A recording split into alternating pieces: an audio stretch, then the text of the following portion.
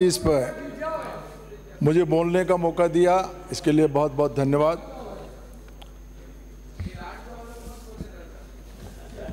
निदा फाजली की शायरी से शुरू करके और अटल जी की कविता से इस बजट का समापन किया था और वित्त मंत्री जी ने 2 घंटे 53 मिनट तक इस बजट को सदन में पढ़ा। महोदय, बजट में सबसे जो खास बात देखी कि 1 साल की योजनाएं गिना करके और 2047 तक का विजन माननीय वित्त मंत्री जी ने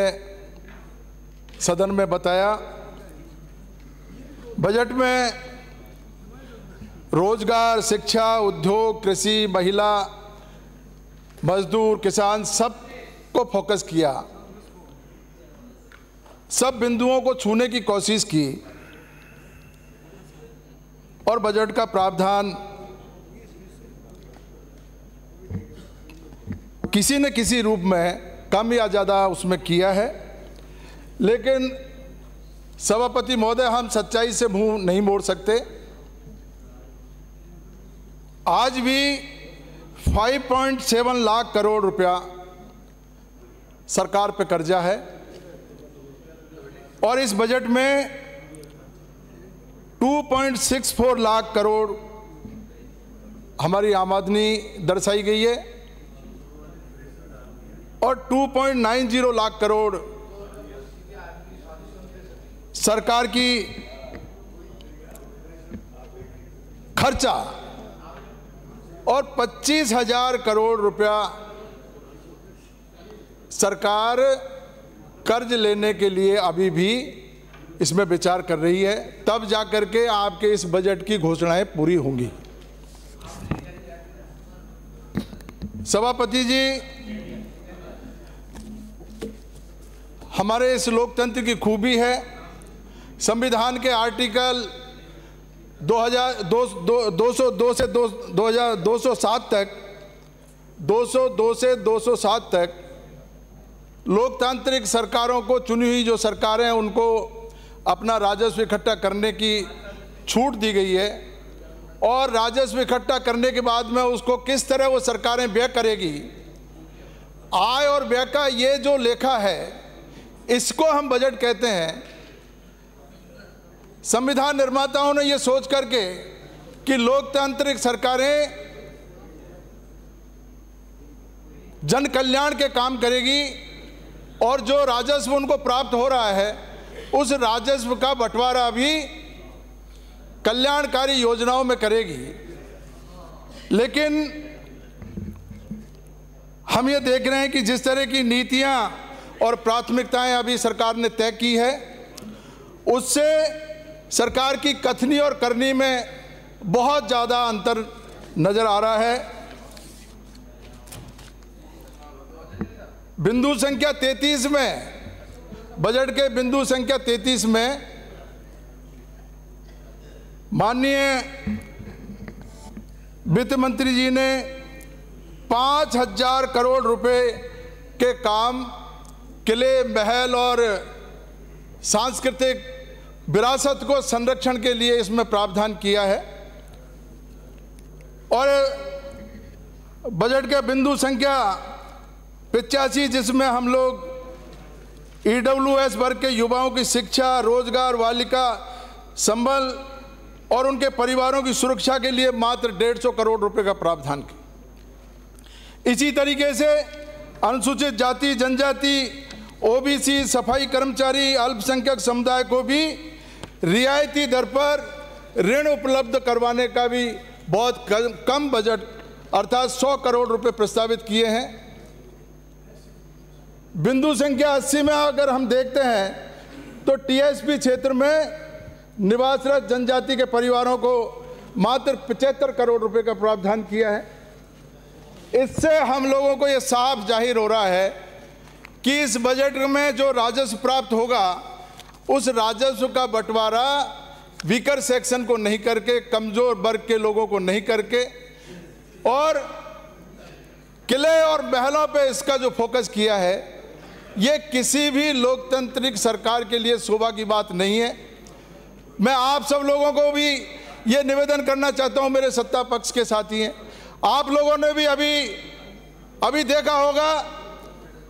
अखबारों में टीएसपी एरिया में अपने बच्चों को बेचने तक की घटनाएं भी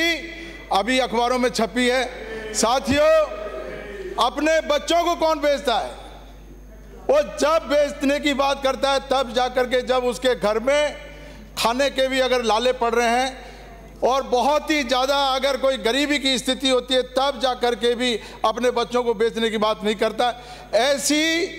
स्थिति जब टीएसपी एरिया में बन रही है, गरीब और मजदूरों के यहाँ पर इस तरह की स्थिति बन रही है, तो उस वर्ग को, उस क्षेत्र को निश्चित रूप से हमको बजट में प्रावधान बड़े स्तर पर करना चाहिए। ये नहीं करके हम लोगों ने एक बहुत बड़ी भूल की है। मैं सरकार से मांग करूंगा, वित्त मंत्री जी से मांग करूंगा कि हमारे आदिवासियों के लिए, टीएसपी क्षेत्र के लोगों के लिए, जो गरीब और कमजोर वर्ग के लोग हैं, उनके लिए बजट का प्रावधान उनकी जनसंख्या के अनुसार करना चाहिए। उनकी जनसंख्या, क्योंकि अभी जनसंख्या के आधार पर जनगणना का जो चल रहा है 2021 की जो जनगणना है, इसीलिए हमारे राहुल गांधी जी ने देश में सबसे पहले ये मांग की है कि अब जो जनगणना हो वो जातिगत जनगणना हो। जाति के आधार पर जनगणना जब होगी तो निश्चित रूप से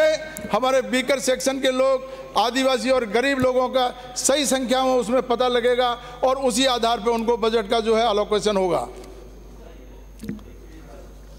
महोदय, हमारे शासन और सुशासन के संबंध में पिछली सरकार ने राजस्थान में नए जिलों की घोषणा की थी और नए जिलों की घोषणा को पूरे राजस्थान के लोग ये उम्मीद कर रहे थे कि उन जिलों में अभी बजट मिलेगा, वहाँ का विकास होगा, वो क्षेत्र का विकास जिसके लिए लोग लालायित थे, वहाँ पर आप सरकार ने एक कमेटी बना करके और समीक्षा के नाम पर वो जो जिले का मामला था वो भी रोक दिया और इस तरीके से विकास को अवरुद्ध किया है। मैं आपके सभापति महोदय, आपके माध्यम से यही कहना चाहूँगा कि हमारे जो ईआरसीपी की योजना जो हमारी है, पूर्वी राजस्थान की बहुत महत्वाकांक्षी योजना है, मैं सरकार को इसके लिए धन्यवाद दूंगा कि ईआरसीपी योजना को उन्होंने अभी चालू करने का इस बजट में रखा है। लेकिन मेरा मुख्यमंत्री जी से ये मांग है कि ईआरसीपी के लिए जो मध्य प्रदेश से उन्होंने समझौता किया है, जो एग्रीमेंट किया है, उस एग्रीमेंट के लिए एमओयू जो किया है, उस एमओयू की कॉपी हमने पहले भी मांगी थी और अब मैं फिर सदन के माध्यम से उनसे अनुरोध करूंगा, मध्य प्रदेश से आपने क्या समझौता किया और कितनी डिपेंडेबिलिटी पर आपने समझौता किया है, 21 जिलों को आप पानी कैसे दे पाओगे, ये सारी की सारी रूपरेखा सदन में आपको जो है बतानी चाहिए। आपने पहले एमओयू नहीं रखा, अब जाकर के जब भी आप बजट का रिप्लाई करेंगे, मैं आपसे मांग करता हूं, क्योंकि ये पूरे 1-2 जिलों का मामला नहीं है, 21 जिलों का मामला है। 21 जिलों का ये पूरी की पूरी जनता आपको ये देख रही है। आपसे मैं अनुरोध करूंगा कि इसका बिल्कुल जब आप जो है जवाब दें तो इसको जरूर अपने उसमें रखें। और इसी के साथ मैं 1 मिनट और लूंगा। मैं हमारे शिक्षा मंत्री जी, जिन्होंने अभी आदिवासियों के संबंध में एक ऐसा वक्तव्य दिया, आदिवासियों के पिता की जानकारी वो लेना चाहते थे, मैं उस संबंध में आपसे कहना चाहता हूं। सभापति महोदय, मैं प्रस्ताव करता हूं सदन का समय 2 घंटा बढ़ाया जाए। समय का सदन 2 घंटे के लिए बढ़ाया जाता है। माननीय सभापति महोदय, बिराजी साहब सम्मुख आपका परिवर्तित आय व्यय अनुमान